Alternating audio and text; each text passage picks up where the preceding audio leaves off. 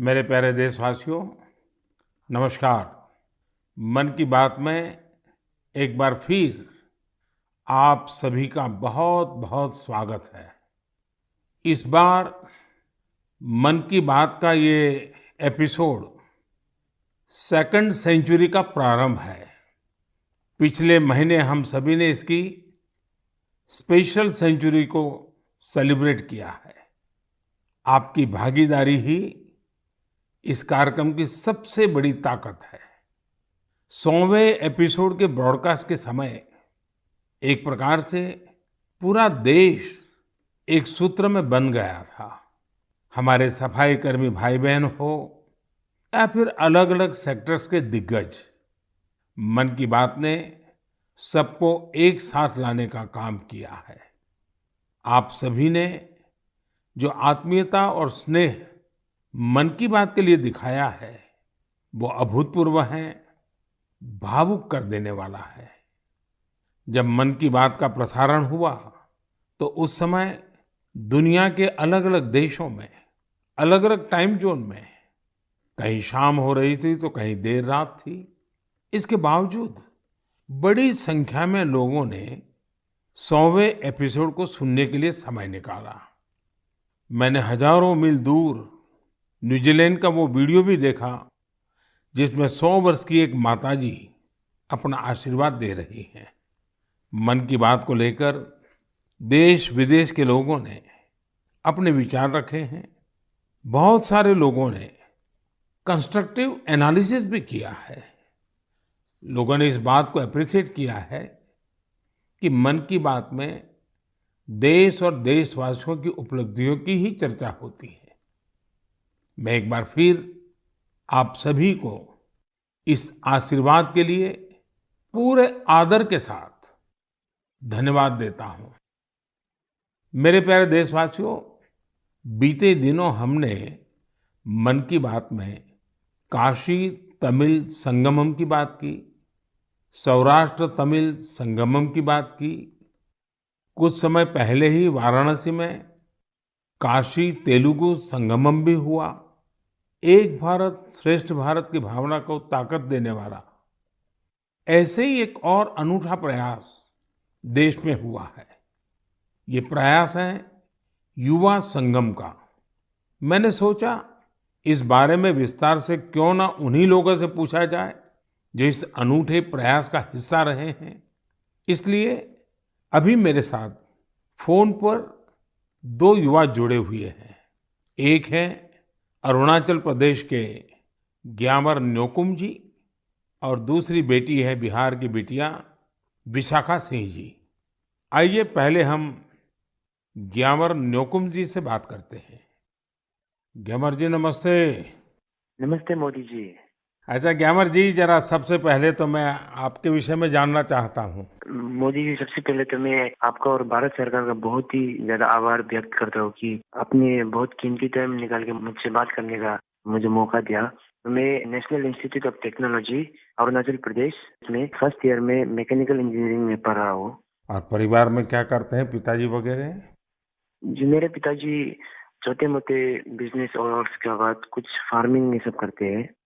युवा संगम के लिए आपको पता कैसे चला? युवा संगम में गए कहाँ, कैसे गए, क्या हुआ?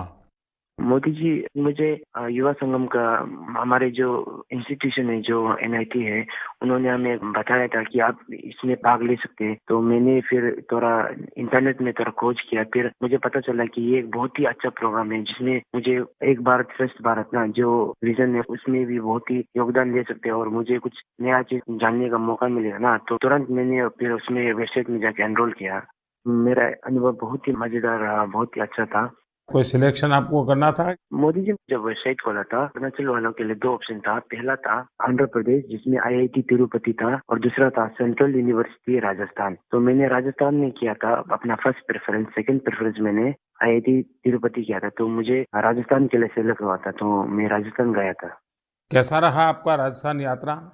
आप पहली बार राजस्थान गए थे?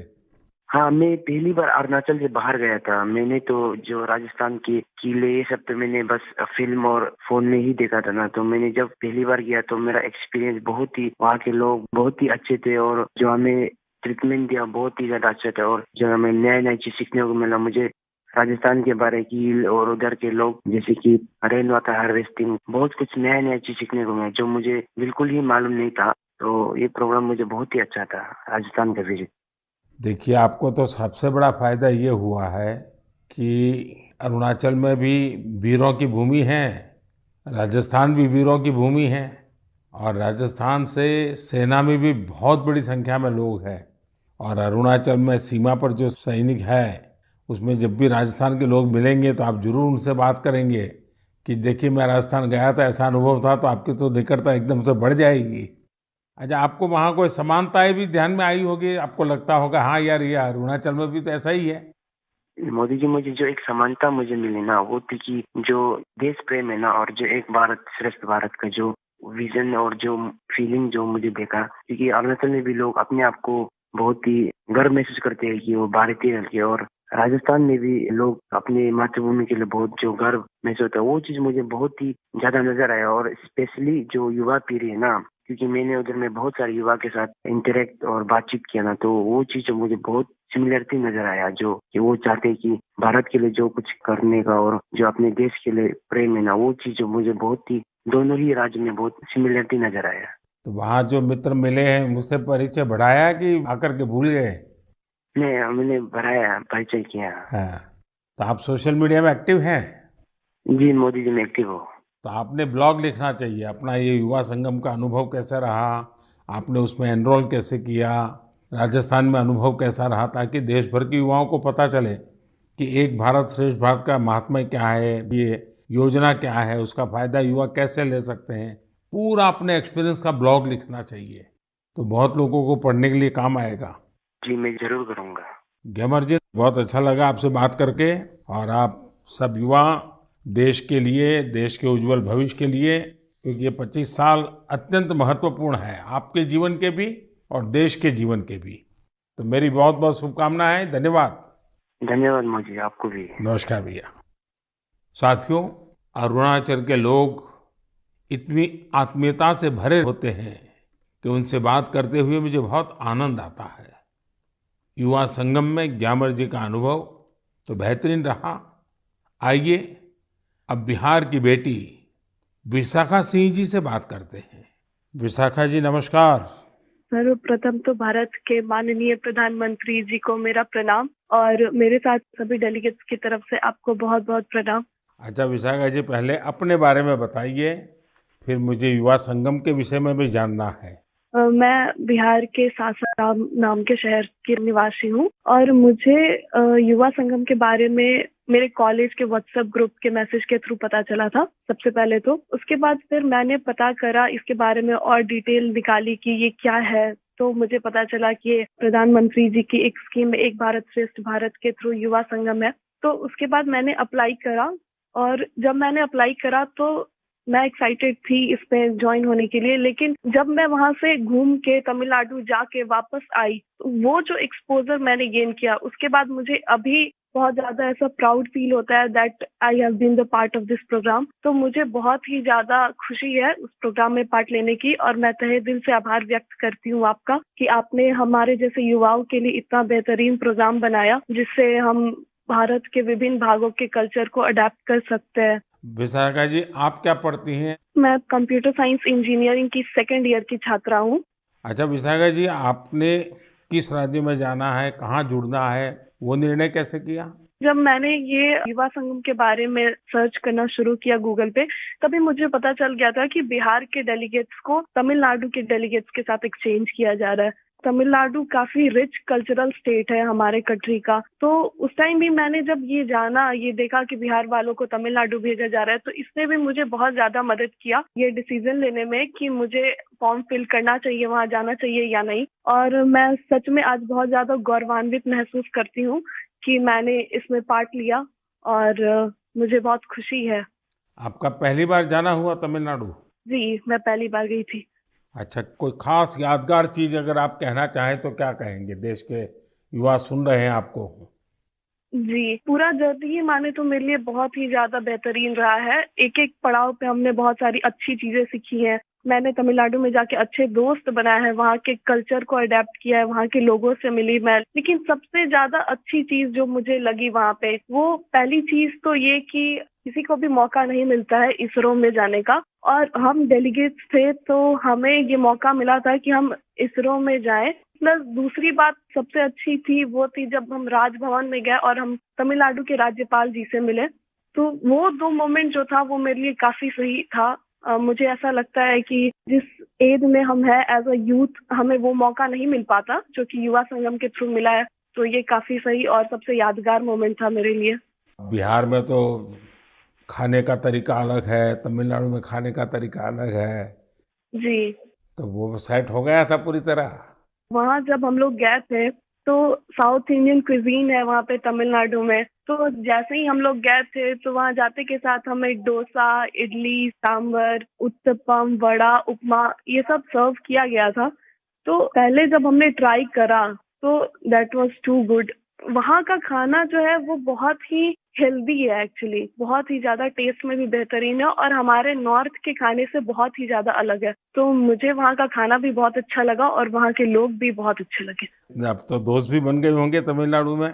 जी, जी। वहाँ पे हम रुके थे एनआईटी त्रिची में, उसके बाद आईआईटी मद्रास में, तो उन दोनों जगह के स्टूडेंट से तो मेरी दोस्ती हो गई है। प्लस बीच में एक सीआईआई का वेलकम सेरेमनी था, तो वहाँ पे वहाँ के आसपास के कॉलेज के भी बहुत सारे स्टूडेंट्स आए थे, तो वहाँ हमने उन स्टूडेंट से भी इंटरैक्ट किया और मुझे बहुत अच्छा लगा उन लोगों से मिलके। काफ़ी लोग तो मेरे दोस्त भी हैं और कुछ डेलीगेट से भी मिले थे, जो तमिलनाडु के डेलीगेट बिहार आ रहे थे, तो हमारी बातचीत उनसे भी हुई थी और हम अभी भी आपस में बात करते हैं, तो मुझे बहुत अच्छा लगता है। तो विशाखा जी, आप एक ब्लॉग लिखिए और सोशल मीडिया पे ये आपको पूरा अनुभव, एक तो इस युवा संगम का, फिर एक भारत श्रेष्ठ भारत का, और फिर तमिलनाडु में अपनापन जो मिला, जो आपको स्वागत सत्कार हुआ, तमिल लोगों का प्यार मिला, ये सारी चीजें देश को बताइए आप। तो लिखोगी आप? जी, ज़रूर। तो मेरी तरफ से आपको बहुत शुभकामनाएं हैं और बहुत बहुत धन्यवाद। जी, थैंक यू सो मच। नमस्कार। ग्यामर और विशाखा, आपको मेरी बहुत बहुत शुभकामनाएं। युवा संगम में आपने जो सीखा है वो जीवन पर्यंत आपके साथ रहे, यही मेरी आप सबके प्रति शुभकामना है। साथियों, भारत की शक्ति इसकी विविधता में है। हमारे देश में देखने के लिए बहुत कुछ है। इसी को देखते हुए एजुकेशन मिनिस्ट्री ने युवा संगम नाम से एक बेहतरीन पहल की है। इस पहल का उद्देश्य पीपल टू पीपल कनेक्ट बढ़ाने के साथ ही देश के युवाओं को आपस में घुलने मिलने का मौका देना। विभिन्न राज्यों के उच्च शिक्षा संस्थानों को इससे जोड़ा गया है। युवा संगम में युवा दूसरे राज्यों के शहरों और गांवों में जाते हैं। उन्हें अलग अलग तरह के लोगों के साथ मिलने का मौका मिलता है। युवा संगम के फर्स्ट राउंड में लगभग 1200 युवा देश के 22 राज्यों का दौरा कर चुके हैं। जो भी युवा इसका हिस्सा बने हैं, वे अपने साथ ऐसी यादें लेकर वापस लौट रहे हैं जो जीवन भर उनके हृदय में बसी रहेगी। हमने देखा है कि कई बड़ी कंपनियों के सीईओ, बिजनेस लीडर्स, उन्होंने बैकपैकर्स की तरह भारत में समय गुजारा है।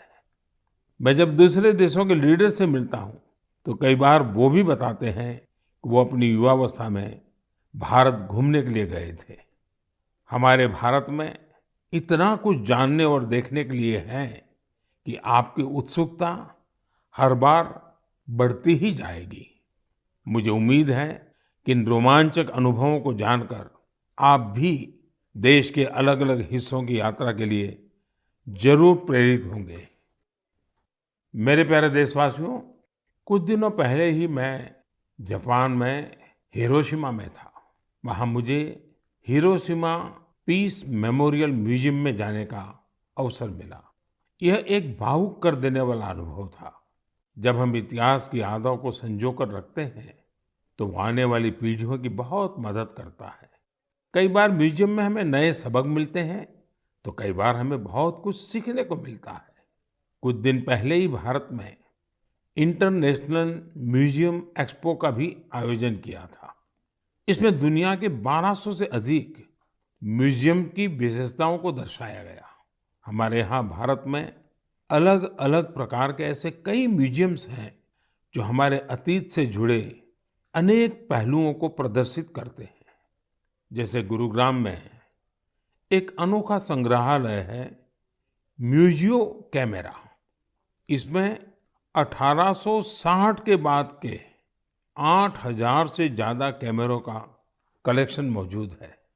तमिलनाडु के म्यूजियम ऑफ पॉसिबिलिटीज को हमारे दिव्यांगजनों को ध्यान में रखकर डिजाइन किया गया है। मुंबई का छत्रपति शिवाजी महाराज वास्तु संग्रहालय एक ऐसा म्यूजियम है जिसमें 70,000 से भी अधिक चीजें संरक्षित की गई हैं। साल 2010 में स्थापित इंडियन मेमोरी प्रोजेक्ट एक तरह का ऑनलाइन म्यूजियम है।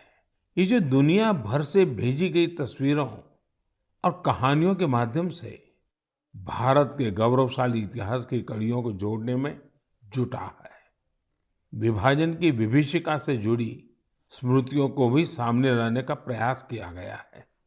बीते वर्षों में भी हमने भारत में नए नए तरह के म्यूजियम और मेमोरियल बनते देखे हैं। स्वाधीनता संग्राम में आदिवासी भाई बहनों के योगदान को समर्पित 10 नए म्यूजियम बनाए जा रहे हैं। कोलकाता के विक्टोरिया मेमोरियल में विप्लवी भारत गैलरी हो या फिर जलियांवाला बाग मेमोरियल का पुनरुद्धार, देश के सभी पूर्व प्रधानमंत्रियों को समर्पित पीएम म्यूजियम भी आज दिल्ली की शोभा बढ़ा रहा है। दिल्ली में ही नेशनल वॉर मेमोरियल और पुलिस मेमोरियल में हर रोज अनेकों लोग शहीदों को नमन करने आते हैं। ऐतिहासिक दांडी यात्रा को समर्पित दांडी मेमोरियल हो या फिर स्टैच्यू ऑफ यूनिटी म्यूजियम, खैर मुझे यहीं रुक जाना पड़ेगा क्योंकि देश भर में म्यूजियम्स की लिस्ट काफी लंबी है और पहली बार देश में सभी म्यूजियम्स के बारे में जरूरी जानकारियों को कंपाइल भी किया गया है। म्यूजियम किस थीम पर आधारित है, वहाँ किस तरह की वस्तुएं रखी हैं, वहाँ की कॉन्टैक्ट डिटेल्स क्या है, ये सब कुछ एक ऑनलाइन डायरेक्टरी में समाहित है। मेरा आपसे आग्रह है कि आपको जब भी मौका मिले अपने देश के इन म्यूजियम्स को देखने जरूर जाएं। आप वहाँ की आकर्षक तस्वीरों को #म्यूजियम मेमोरीज पर शेयर करना भी ना भूलें। इससे अपनी वैभवशाली संस्कृति के साथ हम भारतीयों का जुड़ाव और मजबूत होगा।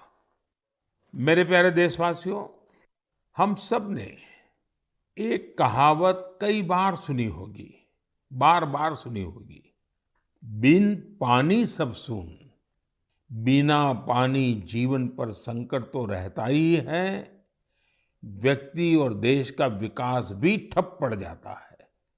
भविष्य की इसी चुनौती को देखते हुए आज देश के हर जिले में 75 अमृत सरोवरों का निर्माण किया जा रहा है।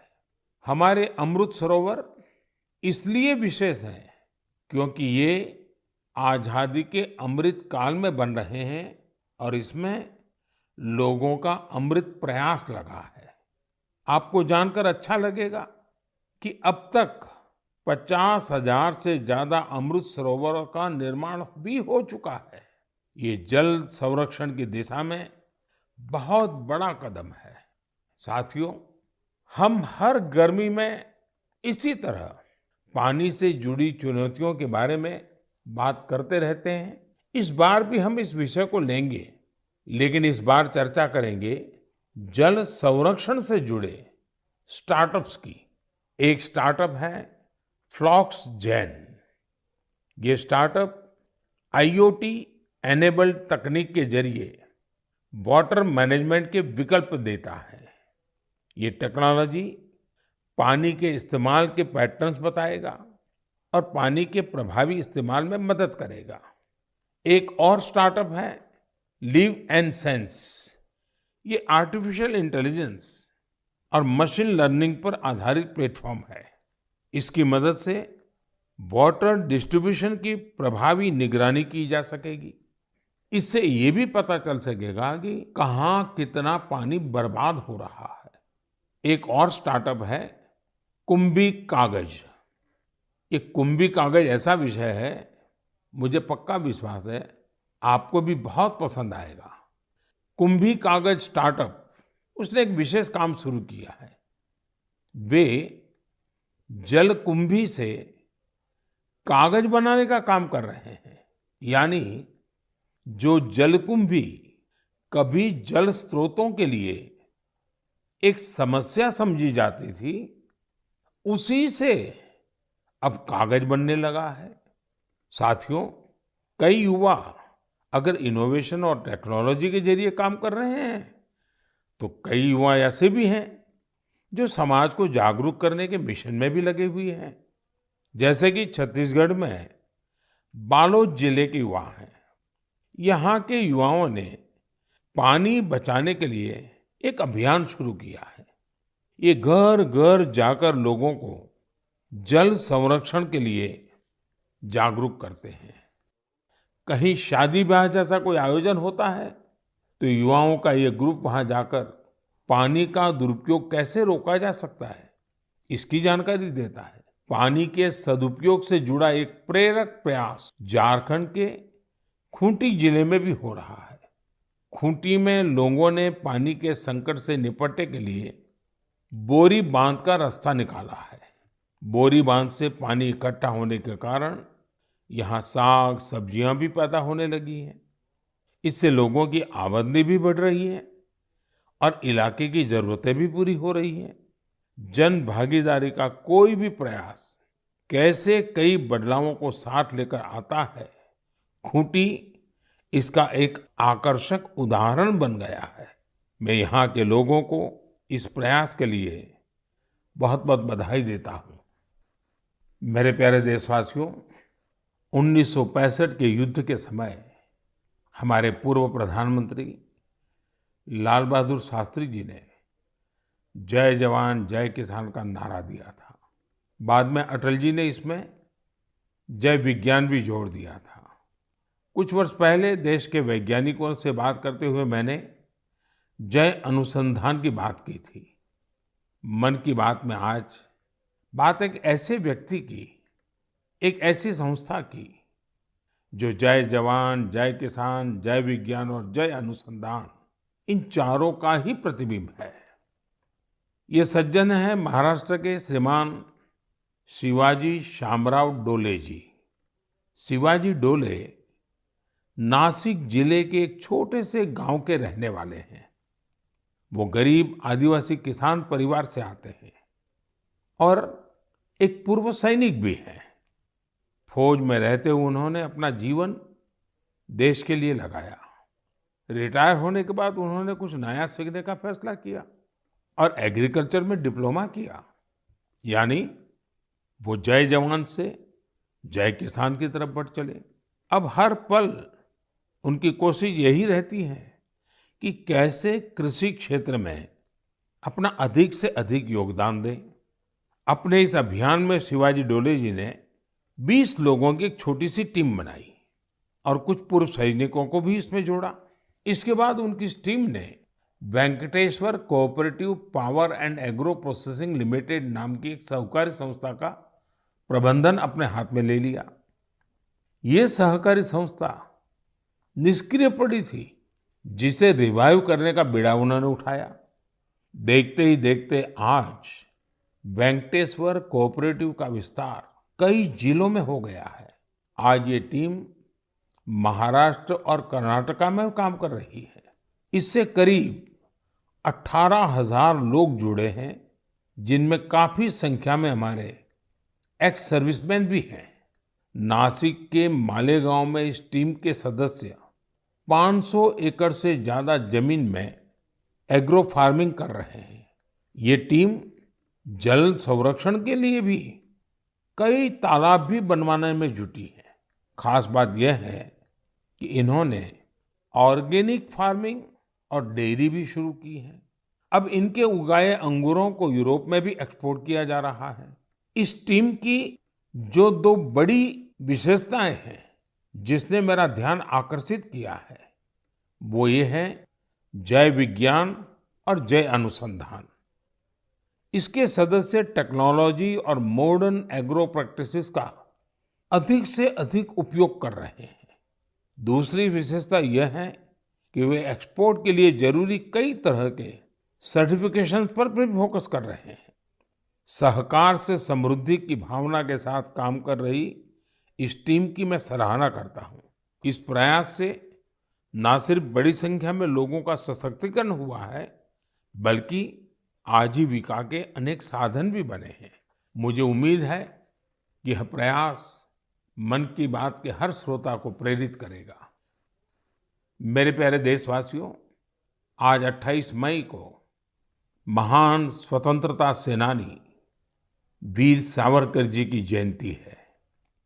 उनके त्याग, साहस और संकल्प शक्ति से जुड़ी गाथाएं आज भी हम सबको प्रेरित करती हैं। मैं वो दिन भूल नहीं सकता जब मैं अंडमान में उस कोठरी में गया था जहां वीर सावरकर ने काला पानी की सजा काटी थी। वीर सावरकर का व्यक्तित्व दृढ़ता और विशालता से समाहित था। उनके निर्भीक और स्वाभिमानी स्वभाव को गुलामी की मानसिकता बिल्कुल भी रास नहीं आती थी। स्वतंत्रता आंदोलन ही नहीं, सामाजिक समानता और सामाजिक न्याय के लिए भी वीर सावरकर ने जितना कुछ किया उसे आज भी याद किया जाता है। साथियों, कुछ दिन बाद 4 जून को संत कबीरदास जी की भी जयंती है। कबीरदास जी ने जो मार्ग हमें दिखाया है वो आज भी उतना ही प्रासंगिक है। कबीरदास जी कहते थे, कबीरा कुआं एक है पानी भरे अनेक, बर्तन में ही भेद है पानी सब में एक। यानी कुएं पर भले भिन्न भिन्न तरह के लोग पानी भरने आए लेकिन कुआं किसी में भेद नहीं करता। पानी तो सभी बर्तनों में एक ही होता है। संत कबीर ने समाज को बांटने वाली हर कुप्रथा का विरोध किया, समाज को जागरूक करने का प्रयास किया। आज जब देश विकसित होने के संकल्प के साथ आगे बढ़ रहा है तो हमें संत कबीर से प्रेरणा लेते हुए समाज को सशक्त करने के अपने प्रयास और बढ़ाने चाहिए।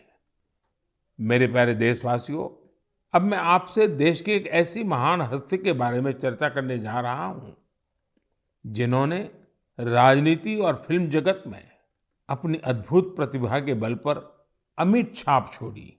इस महान हस्ती का नाम है एनटी रामाराव, जिन्हें हम सभी एनटीआर के नाम से भी जानते हैं। आज एनटीआर की 100वीं जयंती है। अपनी बहुमुखी प्रतिभा के बल पर वो न सिर्फ तेलुगु सिनेमा के महानायक बने बल्कि उन्होंने करोड़ों लोगों का दिल भी जीता। क्या आपको मालूम है कि उन्होंने 300 से अधिक फिल्मों में काम किया था?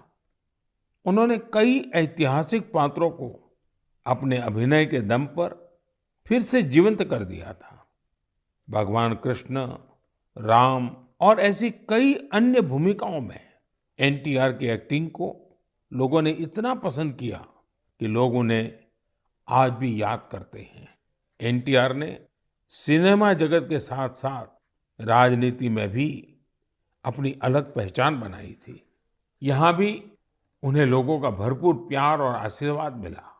देश दुनिया में लाखों लोगों के दिलों पर राज करने वाले एनटी रामाराव जी को मैं अपनी विनम्र श्रद्धांजलि अर्पित करता हूं। मेरे प्यारे देशवासियों, मन की बात में इस बार इतना ही। अगली बार कुछ नए विषयों के साथ आपके बीच आऊंगा। तब तक कुछ इलाकों में गर्मी और ज्यादा बढ़ चुकी होगी, कहीं-कहीं पर बारिश भी शुरू हो जाएगी। आपको मौसम की हर परिस्थिति में अपनी सेहत का ध्यान रखना है। 21 जून को हम वर्ल्ड योगा डे भी मनाएंगे। उसकी भी देश-विदेश में तैयारियां चल रही है। आप इन तैयारियों के बारे में भी अपने मन की बात मुझे लिखते रहिए। किसी और विषय पर कोई और जानकारी अगर आपको मिले तो वो भी मुझे बताइएगा। मेरा प्रयास ज्यादा से ज्यादा सुझावों को मन की बात में लेने का रहेगा। एक बार फिर आप सभी का बहुत बहुत धन्यवाद। अब मिलेंगे अगले महीने। तब तक के लिए मुझे विदा दीजिए। नमस्कार।